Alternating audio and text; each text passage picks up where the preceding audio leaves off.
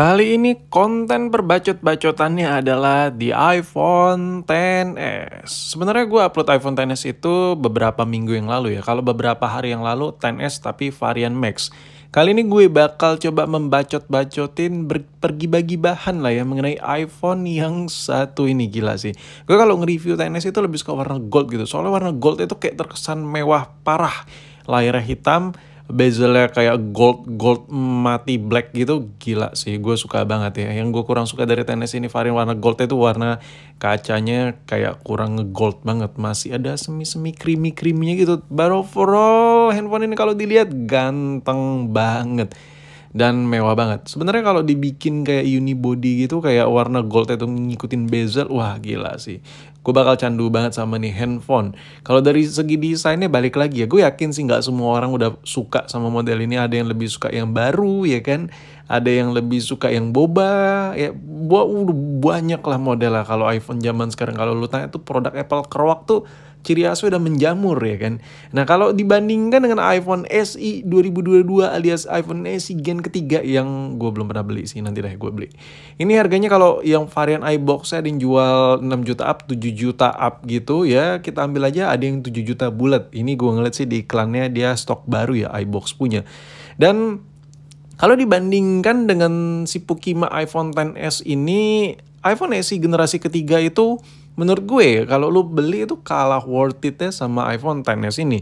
Memang ada beberapa penonton gue yang komen, "Bang, iPhone XS memang masih worth it, bukannya bla bla bla bla bla bla bla."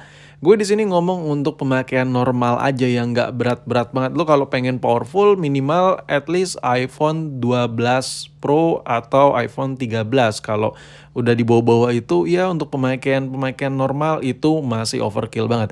Nah di sini kalau dibandingkan dengan iPhone SE generasi ketiga, lu bisa lihat sendiri poin pertama ini iPhone SE generasi ketiga itu gue garis bawahin warna biru, sedangkan iPhone XS gue garis bawahin warna merah. Nah di poin ini lu bisa lihat iPhone SE itu di harga 7 juta lu masih dapat layar IPS. Sedangkan iPhone XS ini lebih murah di atas sejuta lebih lah, lebih murah itu layarnya udah OLED, which is layar OLED itu enak pol. Wah nyaman banget. Lu mau pakai siang-siang enak. Oh ya beda untuk karakter niche ini antara iPhone SE generasi ketiga yang harga 7 juta dengan iPhone XS ini yang lebih murah 1 juta lebih. Untuk kecerahannya sama. Jadi kalau lu beli HP lebih mahal dari iPhone XS ini yang kayak kita gibain ini iPhone SE generasi ketiga, lu bakal dapat brightness yang sama-sama aja terangnya. Jadi kayak nggak upgrade gitu. Makanya mending pilih yang lebih murah. Contohnya kayak iPhone XS ini ketimbang iPhone SE generasi ketiga atau iPhone SE 2022.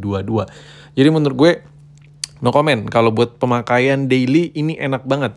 Udah lebih murah, layarnya lebih gede. Oh ya, untuk ukuran layar di sini lu bisa lihat sendiri iPhone SE generasi ketiga alias iPhone SE 2022 itu ukuran layarnya 4,7 inch dan gue yakin lu udah pada tahu semua. Sedangkan iPhone XS 5,8 inch. Pasti ada yang bilang, "Anjir Bang, itu layarnya gede banget Bang ya iPhone XS Bang, lebih enak iPhone SE generasi ketiga Bang." Layarnya kecil 4,7 inch, muat di tangan, apa ya, kayak bukan buat di tangan ya, lebih ke enteng di tangan gitu. Ini gue coba kasih lihat iPhone XS itu kecil dan munyil gitu dibandingkan dengan iPhone 7 Plus yang bogem parah. Nah, jadi apalagi dibandingkan dengan iPhone SE, iPhone XS aja segede ini perbandingannya. iPhone SE itu jauh lebih kecil lagi. Jadi kalau lo perbandingan sebenarnya ukuran yang paling cozy, anjir udah kayak ruangan, udah kayak cafe ya kan, cozy-cozyan, udah kayak coffee shop. Sebenarnya untuk pemakaian yang super comfort, nyaman, nggak terlalu gede, nggak terlalu kecil adalah layar ukuran ala-ala XS. Jadi anjir, ini gue suka banget dengan kombinasi layar. Kalau dibandingkan dengan iPhone SE generasi pertama itu kekecilan. iPhone SE generasi kedua alias iPhone SE 2020 udah mulai normal. Contohnya kayak iPhone SE 2020, iPhone SE 2022 itu layarnya normal-normal aja, cuman nggak bisa diterima semua orang. Kayak lu contohnya gini, lu punya Android yang which is kayak pasti gue bisa tebak layarnya tuh 5 inch lebih. Kalau lu switch ke iPhone SE ini bakal kekecilan banget. Lu adaptasinya cukup memakan waktu karena layarnya kecil banget. Nah ngomongin soal kamera, gila. Kameranya memang sama-sama 12 megapiksel. Setelah gue telusurin Intel gue yang di US sana ya, itu gue gila sih. Kameranya itu sebenarnya sama aja generasi kayak generasi iPhone 8, iPhone SE generasi kedua. Cuman yang ngebedain sih ini dari sistem yang ada di kameranya. Sama ada perbedaan sedikit lah di bagian modulnya, itu tipis parah. Nah kalau dari segi fungsi sebenarnya nggak terlalu yang gimana gitu. Cuman di sini gue menekankan ya, iPhone SE itu menurut gue yang paling worth it dan paling bijak banget dari segi sisi value-nya, dari segi budget yang lu keluarin adalah iPhone SE 2020 alias iPhone SE generasi kedua. Itu menurut gue harganya udah down banget dan upgrade-nya itu beda banget sama iPhone 8. Kalau dibandingkan dengan iPhone 8, ini beda parah. Ini dari segi kamera beda banget antara iPhone SE dengan iPhone 8. Sedangkan iPhone SE generasi kedua yang lagi lu lihat ini nih, kalau dibandingkan dengan iPhone SE generasi ketiga, anjir, gue juga udah sampai botak ngeliatin itu kayak beda tipis banget, nggak yang kepake banget loh, beda berjuta-juta, dan lu bakal ngerasain perbedaan itu dengan karakter harga yang berbeda juta-juta itu, lu nggak bakal ngerasa kayak upgrade kamera, yakin deh, percaya deh sama gue. Jadi menurut gue yang paling bijak ya kalau buat beli iPhone SE ya iPhone SE 2020. Nah kalau dibandingkan dengan XS, wah ini chaos sih, nggak ada apa-apanya sih. Di sini lu bisa lihat sendiri iPhone SE itu 12 megapiksel, XS ini juga 12 megapiksel, tapi di sini perbedaan yang sangat-sangat signifikan untuk iPhone SE generasi ketiga ada Deep Fusion. But ini nggak bakal kepake banget masalah diffusionan karena lu bisa ngakalin by software. Banyak kok aplikasi yang bisa bakal lu berkreasiin dengan lensa yang lebih banyak. Ingat, iPhone XS ini lensanya ada 2, sedangkan iPhone SE lensanya ada 1. Jadi nggak bisa otak-atik luas nih. Nah, kalau paling cocok sih menurut gue kalau lu pengen bener-bener spend money, lu nggak mau iPhone XS, lu tetap mau iPhone yang lain. Pokoknya nggak mau XS, lu jijik gitu sama iPhone XS. Menurut gue pilihannya adalah iPhone XR sih. Budget-budget yang beda-beda tipis lah, tergantung gigabyte, tergantung lu belinya full set atau tidak ya, pokoknya beda-beda tipis lah kedua handphone ini. Saran gue at least lu minimal embat XR. Kenapa XR?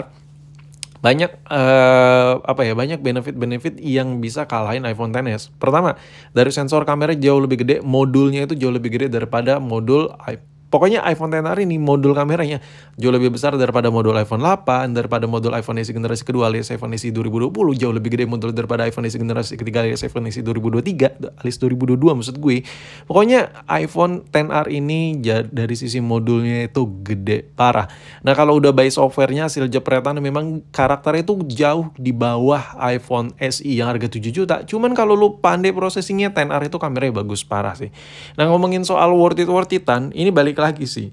Gue bikin video di TikTok mengenai XS, banyak yang bilang baterai boros, panas, dan lain-lain. Iya memang namanya juga HP yang udah berumur gitu. Makanya kayak gue bilang dari awal, kalau lu butuh yang, wah anjir gue pengen ngegame seharian dari pagi sampai kiamat gitu, ya lu pilihnya iPhone 13, iPhone 14 yang generasi-generasi terbaru dong. Kalau iPhone yang kayak gini, lu bisa ngandelin apa sih? Pemakaian ringan, overkill, ngegame ringan bisa banget.